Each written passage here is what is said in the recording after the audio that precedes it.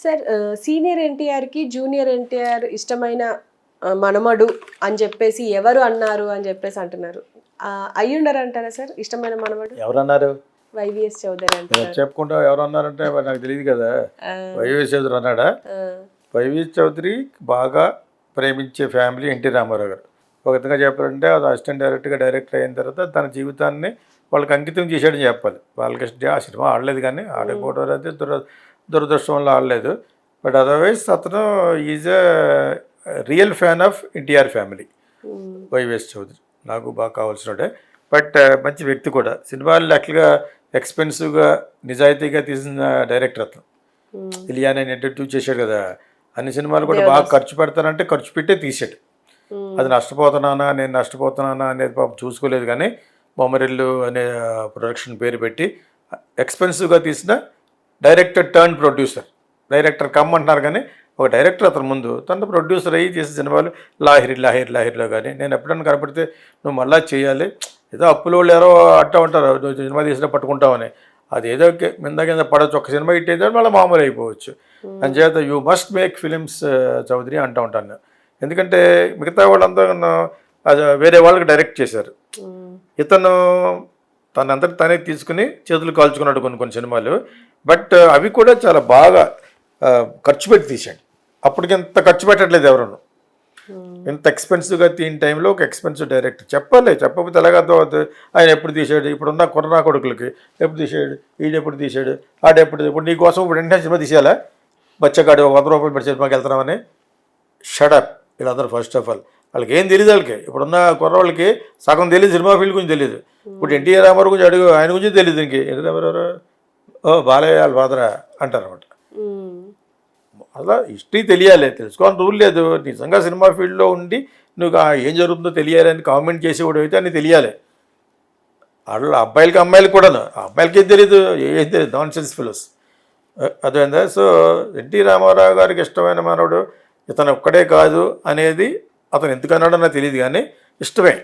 ఎందుకంటే చిన్నపిల్ల అంటే ఎవరికి ఇష్టం ఉంటుందో. చిన్నప్పుడే రామారావు గారు ఫేస్ తోటి చక్కగా ఉంటూ ఉన్న వ్యక్తి హరికృష్ణ ఆయన వాళ్ళ కొడుకు కదా. ఇష్టం లేకుండా ఉండదని నేను మట్టుకు అనుకోను. అంటే ఆయన ఇష్టం లేదని అన్నాం అనుకో, అతను మనిషి కాదు. చిన్నపిల్లలు అంటే ఇష్టం లేదు, కొడుకు అంటే ఎందుకు ఇష్టం ఉండదు. ఒక్కొక్క ఫ్యాక్ట్ ఏంటంటే ఎన్టీ రామారావు గారికి ఎవరన్నా ఇష్టం ఉండదు ఆ ఇంట్లో. అందుకని ఆయన చచ్చిపోయే ముందు ఎవరు కాఫీ కూడా ఇవ్వలేదు. అందరినీ ఒకలాగా ఎందుకు చూసాడు, పెద్ద ఫ్యామిలీ. ఇప్పుడు తారక్ ఒక అబ్బాయి చచ్చిపోయాడు కదా, తారక జానకిరామ్. మొన్న ఒక ఆయన పోయాడు కదా గడ్డంతో ఉంటాడు, ఎవరు అబ్బాయి? జానకిరామ్ కాదు, విశ్వేశ్వరరావు గారు మనవడు. అతని పేరే తారక రామారావు. తారక్ ఈ తర్వాత ఇతను పెట్టుకున్నాడు మన బొడ్డ ఎన్టీఆర్. అతని పేరే మెయిన్ తారక్. చచ్చిపోయాడు కదా అతను అర్ధంతరంగాను. వాళ్ళ ఫాదరు నాకు కావాల్సి ఉంటే మోహన్ కృష్ణ అని కెమెరామెన్, ఆయన రామారావు గారు అబ్బాయి. ఆ తారక్ ఇంట్రడ్యూక్షన్ చేసినప్పుడే నేను షూటింగ్ కూడా వెళ్ళాను. ఇంకా నా కెమెరామెన్ సరోజ్ పాడి క్లాస్మేట్ అతను మోహన్ కృష్ణ. మంచోడు, కొంచెం పద్ధతైన వ్యక్తి అతను కొంచెం వాళ్ళ క్యాస్ట్లో వాళ్ళే చేసుకోవాలనుకున్నాడు. కానీ ఇతను వెళ్ళి రెడ్డి అమ్మాయిని పెళ్ళి అయిపోయిన అమ్మాయిని చేసుకున్నాడు కదా, ఒక అమ్మాయిని చేసుకున్నాడు పెళ్ళి అతను. సో దాని గురించి వాళ్ళు చాలా కన్జర్వేటివ్గా ఉంటారు. అవి పర్సనల్గా వెళ్ళకపోతే అప్పుడు మాట అన్నాడు. ఎందుకంటే అంతకుముందు నేను చెప్పానంటే మోహన్ కృష్ణ గురించి, మాది పెద్ద ఫ్యామిలీ కదా మా నాన్నగారిది, ఎక్కడెక్కడ ఎవరెవరో ఉంటారో అంచేది అందరినీ ఒక కాటికి తీసుకురావాలంటే ఎవరి వల్ల కాదు అన్నట్టుగా చెప్పాడు ఆ షూటింగ్లో. అంతే కదా. మరి 11 మంది సంతానం, అందరూ పెద్ద పెద్ద ఫ్యామిలీస్కి ఇచ్చిన వాళ్ళే.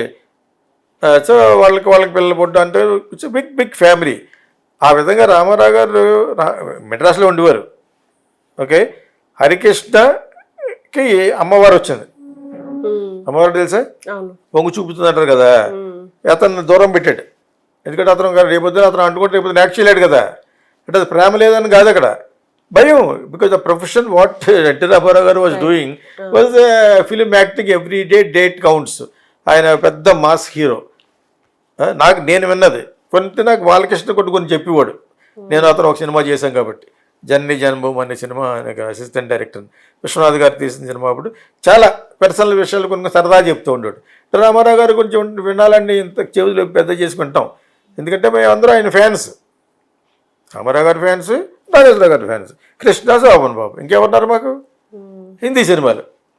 సో అందులో తెలుగులో మరి దేవుడిలా యాక్ట్ చేసి ఒక పెద్ద హీరో, సోషల్ ఫిల్మ్స్లో చేసి సరదాగా ఉండే హీరో ఎవరు? రామారావు గారు.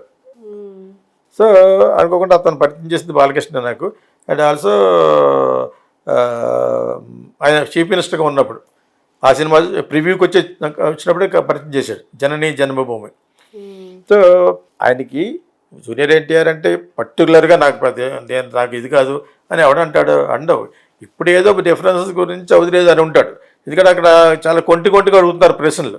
నేను కొంచెం చూశాను ప్రెస్ మీట్. ఏదో సినిమా చేస్తాడు లాంగ్ టైం. నేను ఇంతకుముందు 10 సార్లు చెప్తున్నాను నువ్వు చెయ్యాలి, బికాజ్ అతను జెన్యున్గా డబ్బులు ఖర్చు పెట్టి తీసే ప్రొడ్యూసర్ అతను. ఇప్పుడు చాలామంది వచ్చేసారు. ఇతను తీసే టైంకి లాహిరి అయిన సినిమా తీశాడు.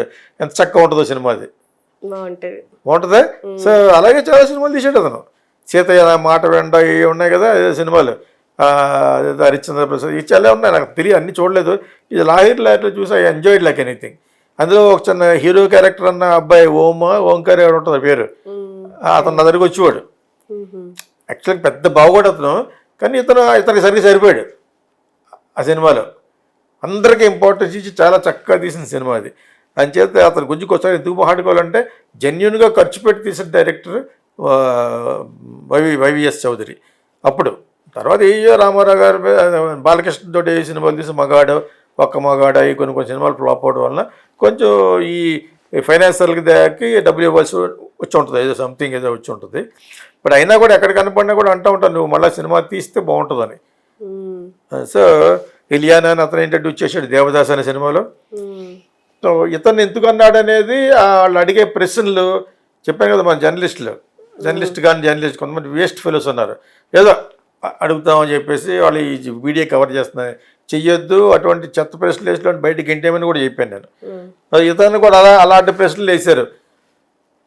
అప్పుడు హీరోయిన్ ఇంకా జానకిరామ కొడుకుని ఇంకా చెప్పలేదు బయటకి. ఇతను స్లోగా చెప్తున్నాడు అనమాట, ఎవరితో చేస్తున్నామంటే నువ్వు చేస్తున్నావు బాలకృష్ణ తెలుసా, ఏదో విధంగా అతను జరగొట్టేయాలి. అటువంటి ప్రశ్నలు వేస్తున్నారు. నేనైతే వేరేగా ఉండేది కానీ, but what ever it is, అతను రామారావు గారికి ఇష్టమైన అతను ఒకటే కాదంటా గల కారణాలు వేరే ఉండొచ్చు. జూనియర్ ఎన్టీఆర్ డేట్లు అడిగితే ఇవ్వకపోవచ్చు, బికాజ్ బాలకృష్ణ తరపు వ్యక్తి అతను. బాలకృష్ణ తరపు వ్యక్తి ఇండైరెక్ట్గా నొక్కేస్తాడు జూనియర్ ఎన్టీఆర్.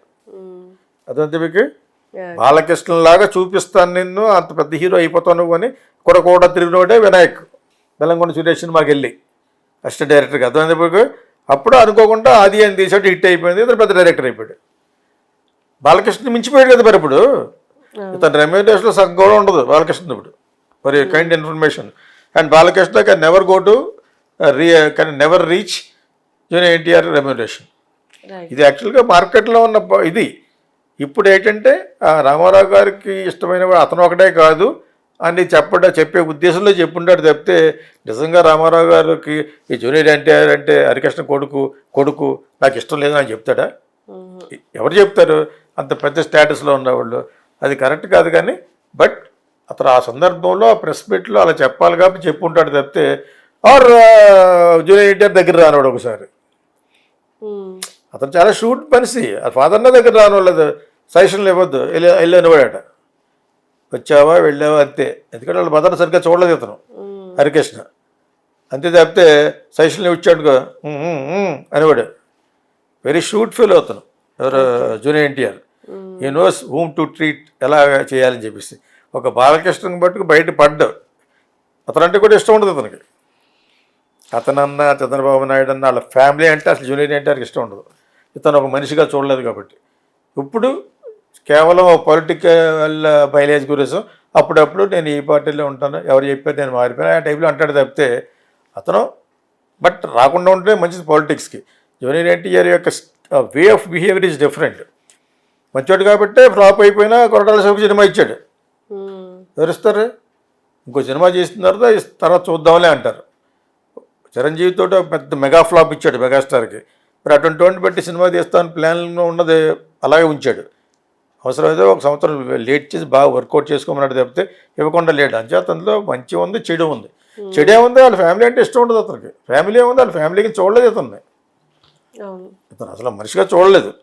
అంచేత ఇతను ఏదో సందర్భంలో వైవిఎస్ చౌదరి అని ఉంటాడు తప్పితే కావాలని నుంచి ఉండకపోవచ్చు.